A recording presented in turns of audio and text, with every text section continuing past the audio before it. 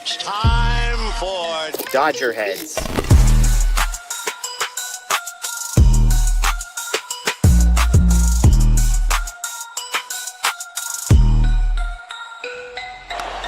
high fly ball into right field. Dodgers have won it all in 2020. Shohei Ohtani, 50-50 club. Strikes him out. There's a drive. Shohei Ohtani. Freeman hits the ball. She is gone. Birthday party, Los Angeles. Your Dodgers have won the World Series.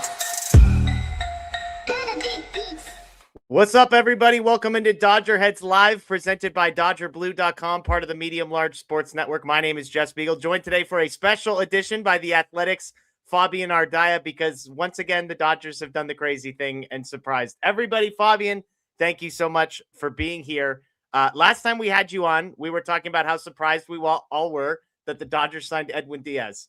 On a scale of 1 to Edwin Diaz, how surprising was the Kyle Tucker deal yesterday?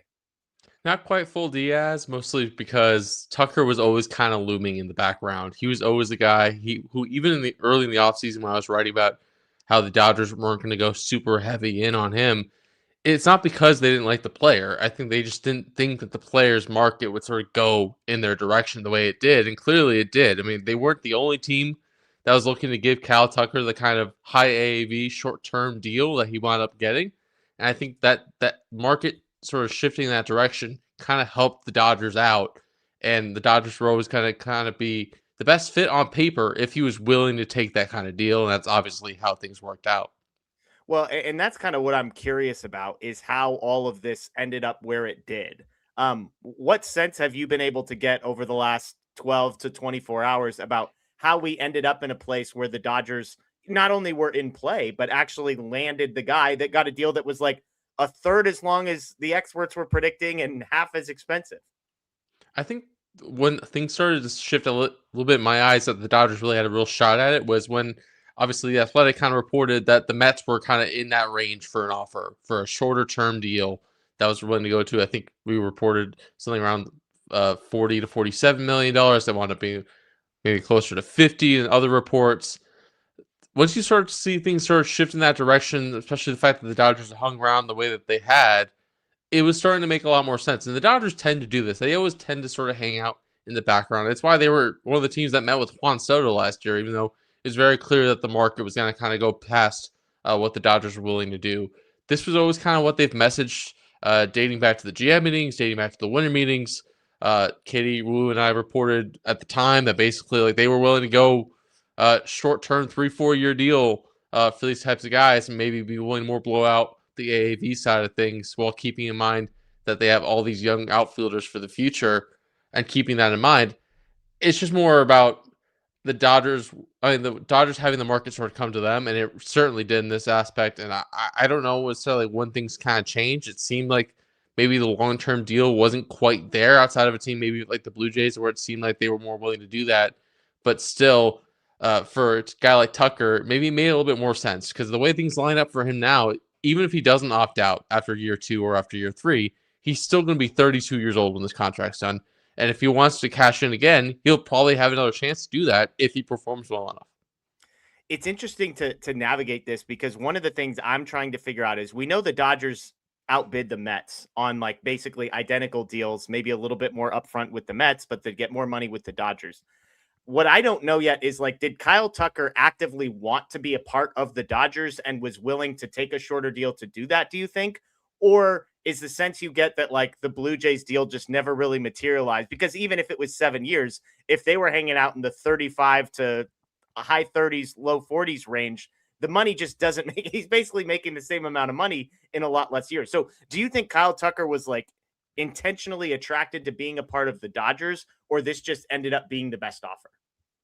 I think that's something we're going to have to definitely ask him when the press conference comes around. And I think the way that his free agency's played out, the way that his representatives at XL Sports Management kind of handle things typically is they usually like to keep these things close to the vest until after the fact. So there's going to be a lot of answers we're going to have to sort of get or questions we're going to have to ask just about what sort of drove him to LA. But I think on paper, the Dodgers obviously make a lot of sense for a player of his stature who wants to sort of fit into a ready-made championship lineup. Obviously, the Blue Jays were 2 outs away from winning the World Series last year. They were certainly a capable lineup as well, but he seemed to fit this kind of roster really well, where he's going to be the guy who doesn't have to be the guy, and but can sort of get his feet wet, but still be one of the more productive players in baseball, which is exactly what he's been basically since he debuted with the Astros. And in a lot of ways, maybe it's pretty similar to the situation you have with the Astros. Maybe not quite the superstars in the front end that the Astros did, but where he can sort of be one of the stars carrying the team and not the franchise face. Obviously, you might have had that opportunity with Toronto as well with Vladdy Guerrero.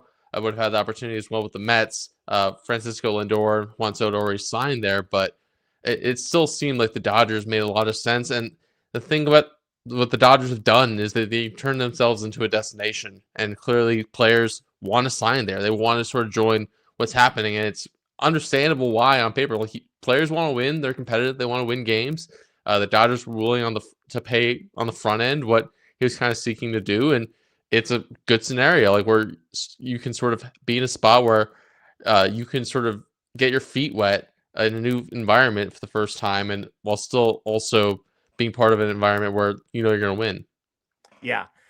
I was tweeting this morning, like when when you look backwards on this, it makes so much sense. Like Kyle Tucker is literally the exact player that the Dodgers need. I hate using the word need because reality, the Dodgers don't need anything. But if the Dodgers needed something, it was like, man, it'd be great if they could get an outfielder who's at the level that the Dodgers are expecting from a starting level player. Man, if he could be left-handed, that would kind of be ideal as well. And like, hey, if he could play right field and maybe you bump Teoscar Hernandez over to left field, like that would be great too.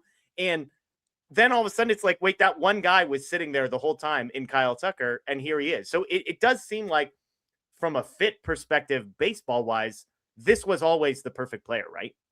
Yes, and they certainly upgraded the second corner outfield spot from where it was last year when they won the World Series, when they still struggled to figure out left field all year long.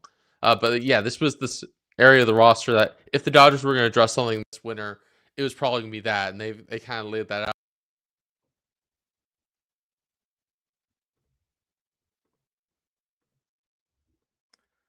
All right. Logical fit. I think oh, there we go. Sorry, we lost your Sorry audio about for that. a second, but you're back. You're back. Sorry about that. But yeah, Tucker always made sense as the most logical fit if you sort of just like, hey, who's going to solve the Dodgers' issues the best? You go out and sign that guy. Similar to with Edwin Diaz, where like it was the most logical thing. The way that the Dodgers approached it, obviously, was to let the market come to them because they had options to sort of pivot if needed. They could have gone out on the trade market. They still could go out on the trade market because they haven't really taken away from their prospect group at all this offseason with the signings of Diaz, the signing of Tucker, and also Andy Banez. So like all their work so far has really been on the free agent front of things. So they can still have flexibility to keep moving. But obviously, the way things worked out, it seemed like the market for both Diaz and Tucker wound up playing right into their hands. Well, and that's what I was going to ask is for a while, it seemed like Tucker, this might not happen because of the Blue Jays and the years. And so I imagine the Dodgers were drawing up a number of contingency plans via trade. You and I have talked about that a couple of times this offseason, whether it's the Red Sox guys, whether it's the Cardinals guys, whoever.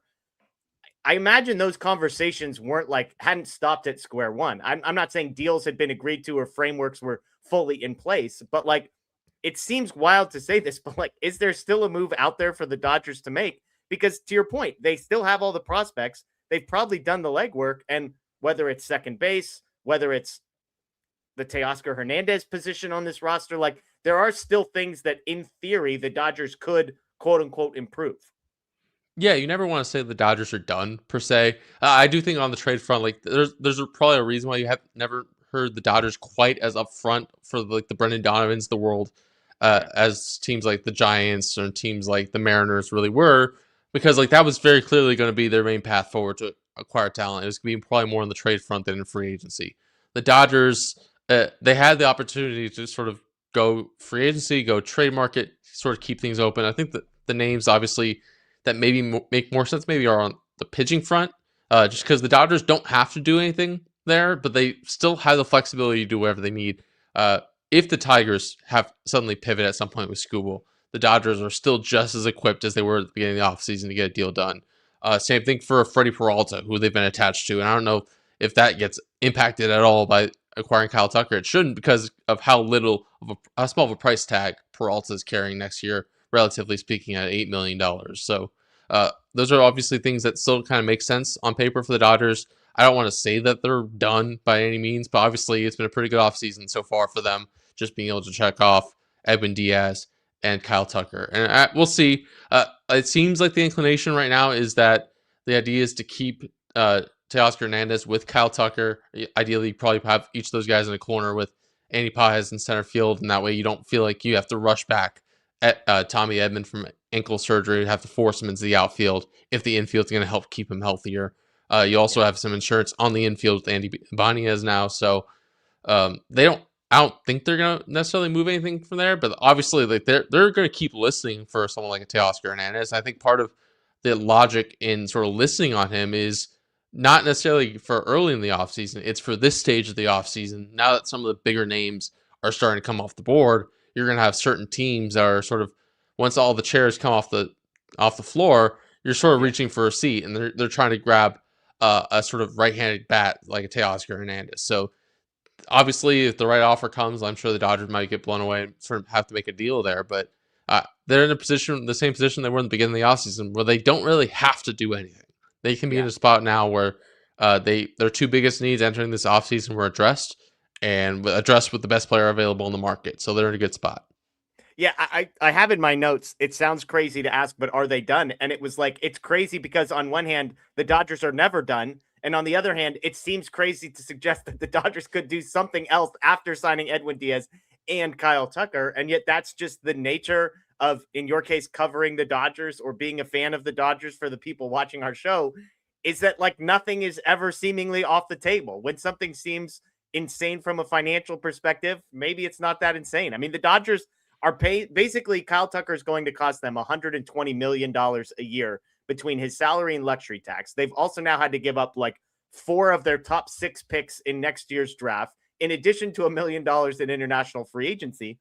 But I saw someone on Twitter sum it up like the Dodgers are looking at Mookie Betts and Freddie Freeman and, you know, some of their pitching, Blake Snell, and saying, look where these guys are at in their career. Let's just go for it for 2 or 3 more years and figure the rest out later. Not to say they're punting on the future, Fabian, but I do think there's something to the core of guys they have now and saying, if we keep planning for 4 or 5 years, eventually Freddie Freeman and Mookie Betts and Blake Snell are going to be gone. And we don't even know at that point what we're going to be planning for. And in a lot of ways, this deal kind of lines up with sort of propelling things towards the future as well. I was kind of looking into this last night from something I was writing. They had 0 players in their starting lineup for Game 7 of the World Series who were under 30 years old. Kyle Tucker's 28, so that at least starts. There's one that they add. And also they're in a position where obviously Andy Paez, you're hoping, can get back to where he was. That's the guy who's on the younger end of things.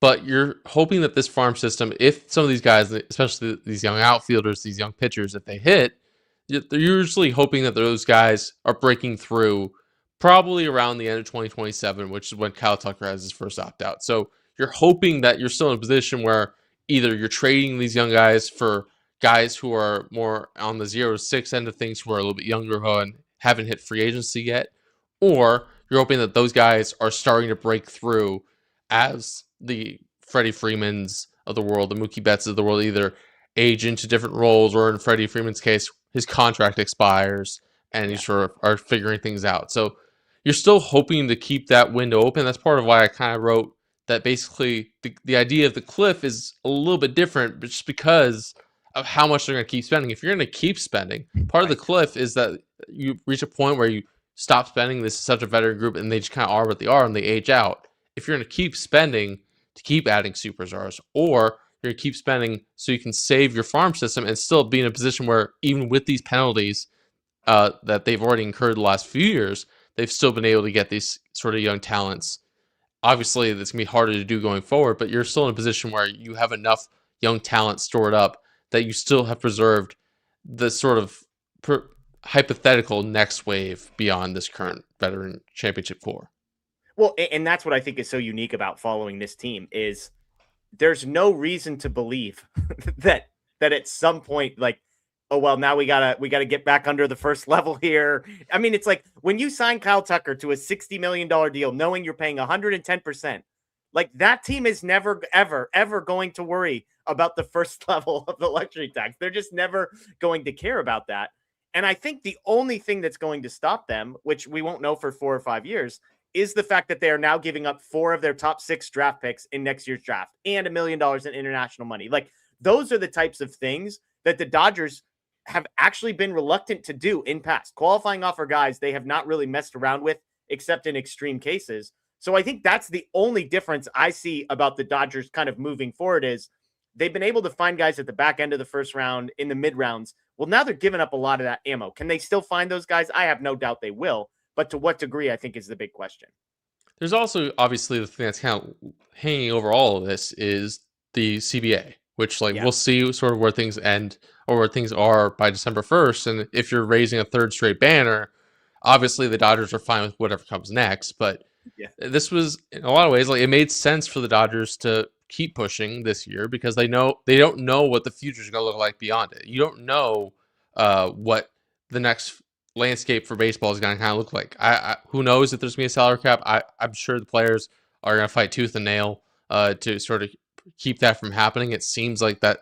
I mean, that's been their sort of point that they've stuck to as much as any point when it comes to labor negotiations over the last few decades is to sort of keep a salary cap out of baseball. But even if it is just stricter penalties for the luxury tax than they've already implemented, the Dodgers, it seems like it is built to hurt the Dodgers, but the Dodgers are generating enough money, at least so far. We'll see how extreme they are, Yeah. but they're generating enough money, at least so far, that maybe it impacts other teams more than it even does the Dodgers. Like there's so much unforeseen circumstances to come from this labor strife. So the Dodgers are kind of taking advantage of what they know right now, which is they have the money to absorb whatever luxury tax hit they're going to take on Kyle Tucker this year and know that he gives them the best chance to win the World Series another year. And it's still a contract that doesn't necessarily prevent them future-wise from doing what they want when it comes to the prospect capital, being able to sort of still make trades to address the roster in other ways whenever they come up. Well, and that's what's interesting about, we were talking live when we went live last night about Teoscar Hernandez. And I was like, the salary number isn't that big. I think it's like $20 million is the luxury tax number. But I was like, keep in mind, it's a $22 million luxury tax penalty on top of that. So if they were to move Teoscar Hernandez, they'd actually save themselves $42 million in cash that it would cost them. The question is, does this ownership group need the money? Do they care enough? Or are you just all in and say, yeah, it's 42 million. Teoscar Hernandez, disappointing. We might be able to move off of it. But if we want to win the World Series in 2026, Teoscar Hernandez, even if we think he's worth 15, if we're paying him 42, we're still better off with Teoscar Hernandez on this roster. Like that's the part I can't shake is it's like with him here, they're still better. Yeah, and I think that's something that's baked into the calculus for every decision they make. And I think that's why they're probably on a year-to-year basis are willing to make that bet on certain guys. It's more for like the longer-term deals, which is why you saw some of the hesitancy with Edwin Diaz or Cal Tucker early on in the markets, where like they're not going to go 5 years, they're not going to go 7 years because you don't want to tie up that money on the books for that long. But on a one year-to-year basis, which is basically what they're doing with Cal Tucker outside of the first 2 years, it's basically going year to year after that. Obviously, Kyle Tucker has the opt-out. It's not the other way around, but still, it's essentially a lower. There's less of a commitment there, years-wise, and also like last year, signing guys like a Kirby Yates or Michael Conforto, you're spending a lot of money on these guys for 1 year, even more than the money that you're committing, even more than the $30 million necessarily you're committing to those guys combined, just in pure salary last year. You're looking at really, it's more like $70 million with if you include the luxury tax penalties that you're sort of paying for those guys to really not pay out, but it's worth the gamble for 1 year. And I think that's the way that they're kind of looking at this. And for a guy like Teoscar Hernandez, like this is a guy who was your best hitter, most consistent hitter over the last 2 postseasons combined. And that's a guy who the Dodgers probably bat-wise want to bank on, even though they know that he isn't the cleanest fit on the roster defensively, and obviously had the down year last year offensively. But they're still willing to bet on that for at least another year, and they're in a position where if they do have to pay down money to move off of him or figure something out, they can sort of do that after next year, but they aren't necessarily tied down to any decision. I think that's something that the way that they kind of structured their deal going 3 years with him kind of works out in their favor. I mentioned it earlier. Do you think Kyle Tucker, he primarily played right field last year. He has obviously played left field. Do you have any sense so far about which corner Teoscar and Tucker might find themselves in? I think it's one of those things where I think they'll even show up to spring training and not necessarily have it set. I think logically it makes sense to have Tucker in right, Teoscar Hernandez in left. Obviously, Tucker didn't have the best defensively last year in right field. He was also adjusting to a new ballpark in Wrigley Field and everything that sort of comes with playing the outfield there. But that is something to keep in mind going forward. Like, all right, how good of a fit is he in right field? Is he a guy who maybe has to move off the outfield at some point later on in his career? Maybe not even during the 4 years that he's a Dodger, but like at some point in his career might have to move off the outfield. So that's something to keep in mind. It's not like he is a gold glover in right field at this point, or wasn't last year at least. Maybe he can start turning things around next year, but he wasn't necessarily a gold glover in right field last year either. So it's not necessarily the biggest trade-off, but I think it could make a lot of sense to have Tucker in right field, Teoscar Hernandez in left, with Andy Pages in center field for the most part next year. All right, let's start taking a couple questions. We've just got a few more minutes. It's going to be a shorter show. I have one more question for you, Fabian. Do you sense from the Dodgers side of things, was there any concern about like the Kyle Tucker off the field? There was a lot of smoke around, does this guy love baseball? I think we talked about on our show, like the Cubs kind of announced midway through the season while he was on the roster, like, hey, we're good. We don't really need this guy around next year. The Astros didn't seem all that bothered to move off of him. He's now here. Clearly, the Dodgers did their homework and decided it was going to be okay. But have you gotten any sense of like whether those concerns were real or maybe just totally sort of media fabrications that have been overblown? I don't think anyone's ever going to describe Kyle Tucker as Wow. a gregarious guy. Like, I don't think anyone's going to say he's the most media friendly guy in the world.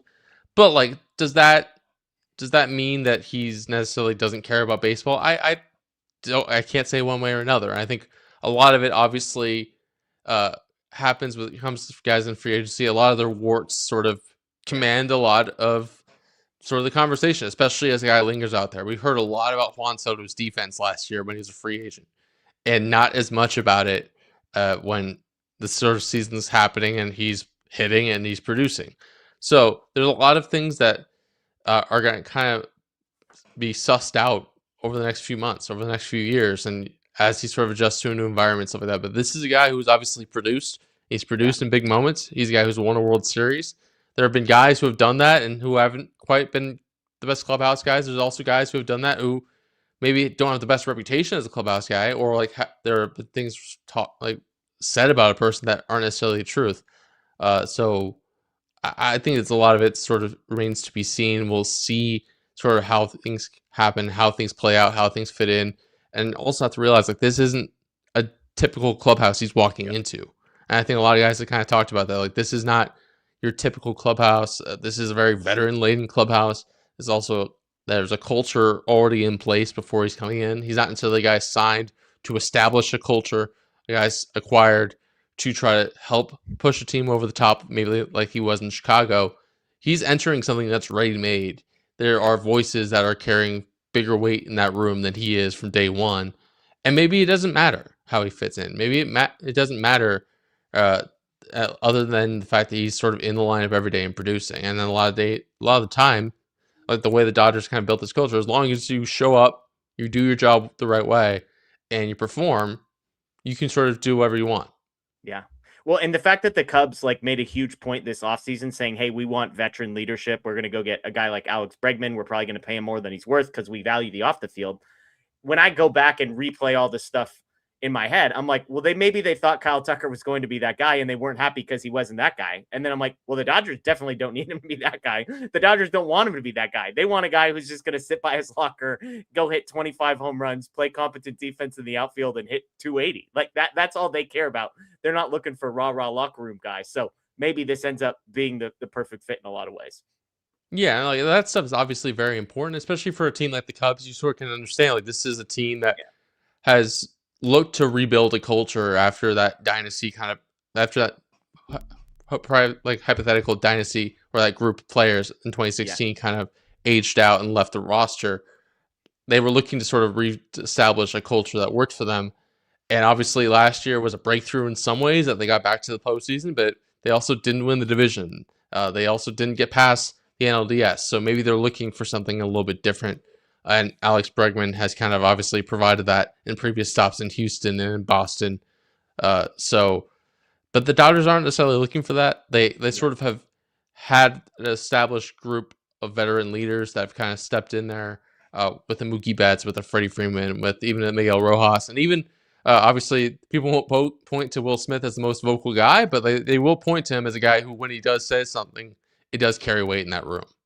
I love it. All right, 2 questions here, and we'll let you go. Scooter asks, where does this leave Ryan Ward? Does he have a spot on the bench, possibly traded? Alex Call. There were some of these outfield guys who were maybe starting to believe they had a chance to playing time. And now you've kind of got 3 guys that they're going to get days off, but none of them are obvious, like 60% of the time they're playing, 40% of the time they're sitting guys either. Yeah, I think that's something that still kind of remains to be seen. Obviously, Ryan Ward's guy who's on the 40-man roster. So, like, odds are when stuff pops up, he will be given a chance to sort of get some run with things. Like, injuries are going to happen. He'll have a chance to maybe get a run of some big league at-bats at some point. Alex Call, I'd imagine maybe this means a similar role to where it was last year, where it seemed like the Dodgers really, for the most part, only really trusted him against left-handed pitching.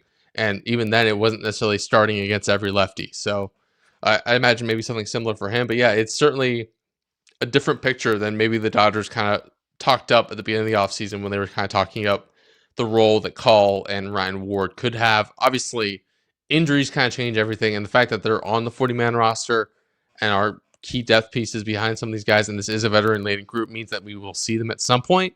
But if everyone's healthy on opening day, it's hard to really see a path to everyday playing time. Well, and as we record this, the Dodgers have not made a 40-man roster move, I don't believe, right? To clear space. And not yet. No, it's not official yet. So they've still got to do that as well. Okay, last one. Eden asks, why wasn't there any buzz around the Dodgers leading up to this when it comes to Kyle Tucker? There isn't usually a lot of buzz from the Dodgers in general with guys. And also, if you pair that along with Kyle Tucker's representation at Excel, like they are typically a group that keeps things a little bit closer and tighter to the vest. And this isn't sort of the thing where it was a giant sweepstakes like an Ohtani or a Yamamoto really was. And even if you remember, like Blake Snell, there wasn't a lot of smoke. He always kind of made a lot of sense as a Dodger, but there wasn't a lot of smoke about, oh, he's meeting with them this date. Oh, he's sort of number one on their radar and stuff like that. The Dodgers like to keep their options open, and part of that is because they can do whatever. Like, yeah, they're interested in a lot of players. They are going to meet with a lot of players. They are going to keep a lot of options open. But a lot of it was also like the way the Dodgers were approaching the market was sort of waiting for the market to come to them. And obviously, Tucker being willing to take a short-term offer for a higher AAV certainly made things a lot easier to see the Dodgers landing him. Yeah. Lick green. I love it. All right. Well, thanks. That is Fabian Ardaya of The Athletic. By the way, folks, if you're not subscribed to The Athletic, right now, I believe there are 9 different articles about Kyle Tucker to the Dodgers right now on The Athletic. Fabian's got one. Katie Woo's got one. Ken Rosenthal's got one. Andy McCullough's got one. So, I mean, if you're a Dodgers fan and you're not subscribed to The Athletic already, I don't know what to tell you. It's all right there. It's great stuff. Fabian, thank you for the time. Enjoy who knows, maybe slow down, maybe a slow off season from here on out. You can just rest up and get ready for spring training, right? Nothing more to expect from the Dodgers. Yeah, Dodgers can never really be ruled out for anything. So I don't know about that. We'll see. Love it. Well, you can check out Fabian's stuff on The Athletic. You can find him on social media. Thanks to everybody on Facebook, YouTube, and Twitter who hopped up with us live for the impromptu stuff. If you're watching after the fact via podcast or via YouTube, we appreciate you can subscribe, rate, review on podcast. You can subscribe and ring the notification bell here on YouTube as well. Enjoy the rest of your day, everyone. As always, go Dodgers. And yes, still champs.